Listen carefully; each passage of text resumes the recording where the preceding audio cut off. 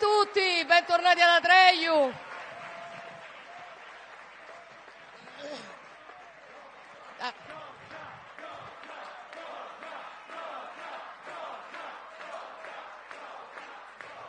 Vi voglio bene. Allora, torno molto velocemente nella mia veste di presentatore ad Atreiu, una cosa che ho fatto tante volte, ma davvero ci tengo intanto a ringraziare le persone molto importanti che questa mattina ci hanno onorato della loro presenza. Voglio ringraziare quella persona straordinariamente libera che è il primo ministro albanese Edi Rama.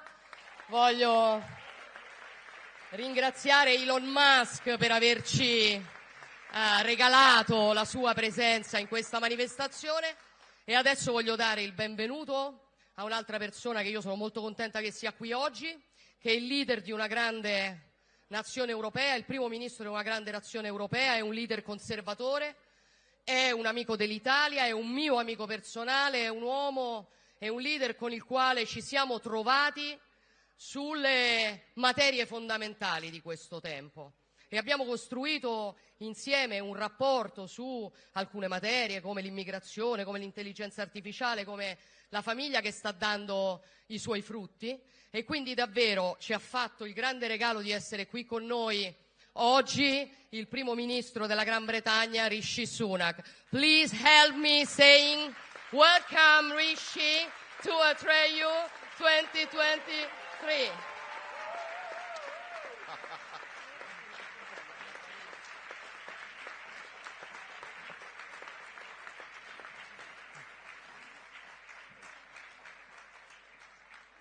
Well, buongiorno, it's fantastic to be here in Rome with you all.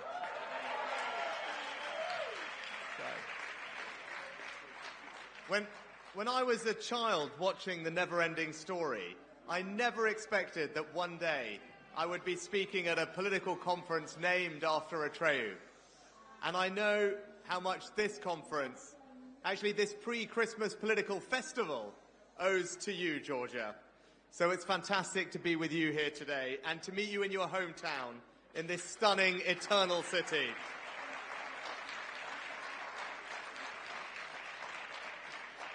Now, I know how proud Giorgia is to be a Roman, and looking across the Seven Hills here today, I can certainly see why. But I also know how proud you are of your country and how well you serve it. And I see you doing that with conviction and determination at summits and meetings from Hiroshima to Dubai to Grenada, as well as last month at the AI Summit in the UK. Now, Giorgia and I became Prime Ministers of our countries at pretty much the same time, and we are pretty much the only centre-right leaders in the G7, so we have been drawn to each other. We have built a strong friendship.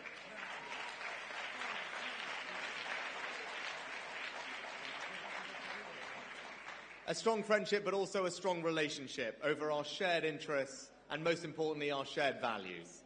We are both conservative Atlanticists. We are supporters of NATO, the centrality of the Atlantic Alliance. We both believe that it is fundamental that we stand up to Russian aggression, that we support Ukraine in the prospect of a better future.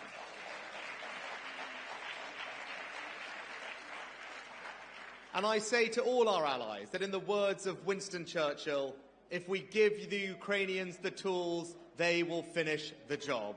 So let's get them the weapons and the ammunitions they need.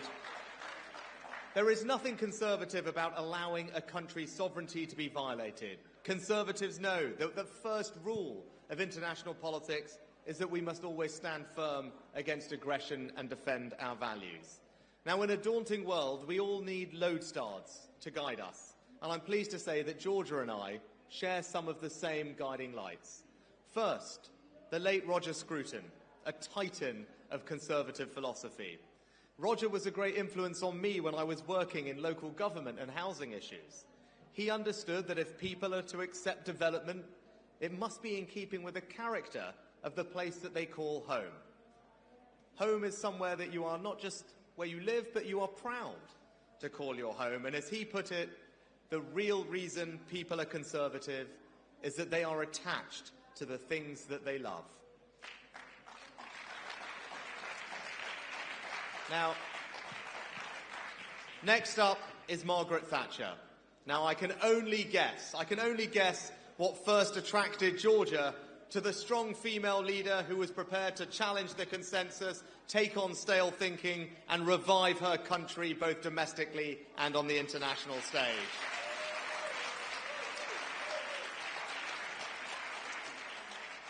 When Giorgia came to see me in Downing Street, we had the opportunity to look through some of Margaret Thatcher's personal papers together.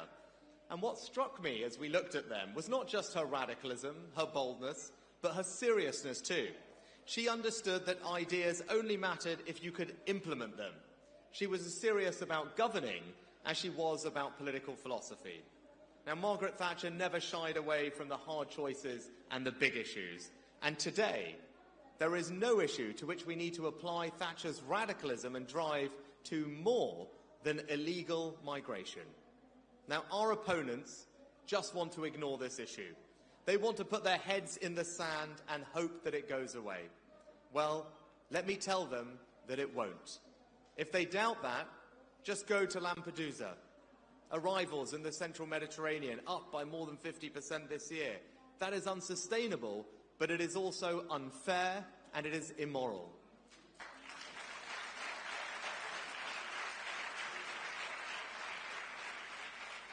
Criminal gangs will find ever cheaper ways to ply their evil trade.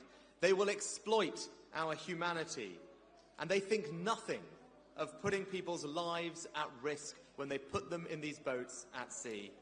And our enemies will also see that we are unable to deal with this, and then they will so increasingly use migration as a weapon, deliberately driving people to our shores to try to destabilize our societies. So if we do not tackle this problem, the numbers will only grow. It will overwhelm our countries and our capacity to help those who actually need our help the most. The cost of accommodating these people will anger our citizens, who won't understand why their money should have to be spent on dealing with the consequences of this evil trade. It will destroy the public's faith, not just in us as politicians, but in our very systems of government. Why? Because it is fundamental. It is a fundamental tenet of sovereignty that it is us who should decide who comes to our countries and not criminal gangs.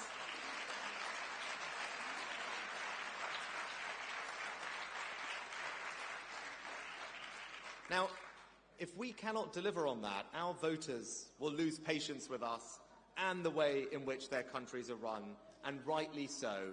We simply must have control of our borders. So we must deal with this problem, and to ignore it would to put our countries at risk. And if we are to stop the boats, then we must have a deterrent.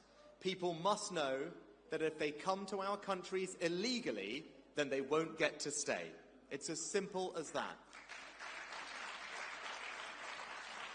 Now, making that deterrent credible will mean doing things differently, breaking from consensus. And both Giorgia and I are prepared to do that. Giorgia is planning to send asylum seekers to Albania to be processed, and I am passing legislation so that we can send illegal migrants to Rwanda. We are both determined to break the business model of these criminal gangs.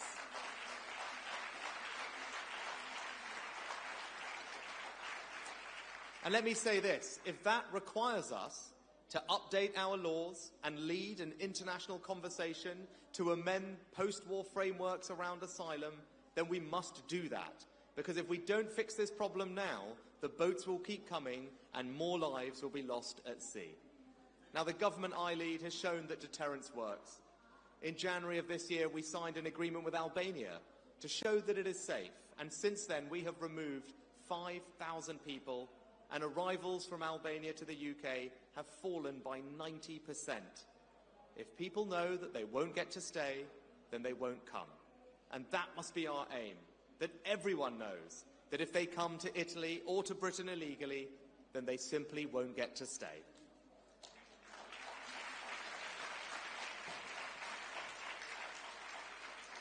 So we will do what it takes to stop the boats, to get this done, and to restore our citizens' faith in the security of our borders. That is our challenge as a generation of conservative leaders and we will rise to it. And Giorgia, thank you for your global leadership on this issue.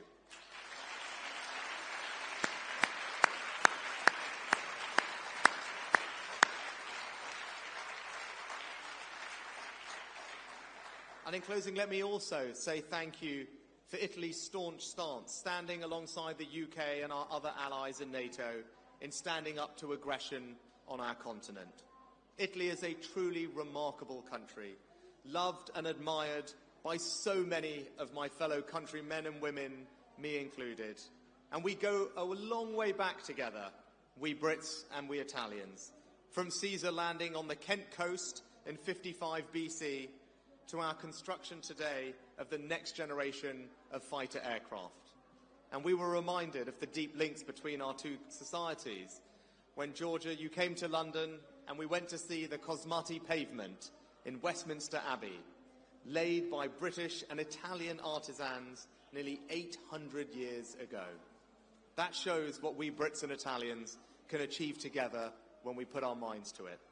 So let that be the spirit that drives the partnership between our countries today, and as Italy takes on the leadership of the G7, as we look to the future together and work to deliver for our people. It is a privilege and a pleasure, Giorgia, to take that work forward with you, and it is a great honour to be here today supporting you. Buon Natale a tutti.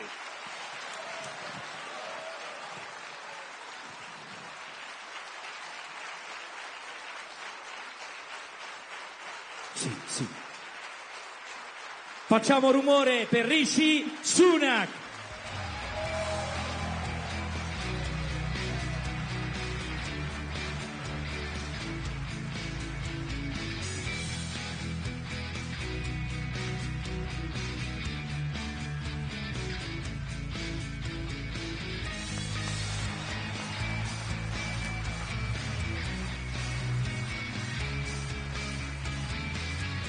Grazie al primo ministro inglese.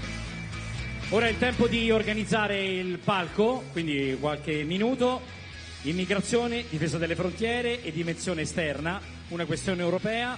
Interverranno Matteo Piantedosi, ministro dell'Interno, Marco Minniti,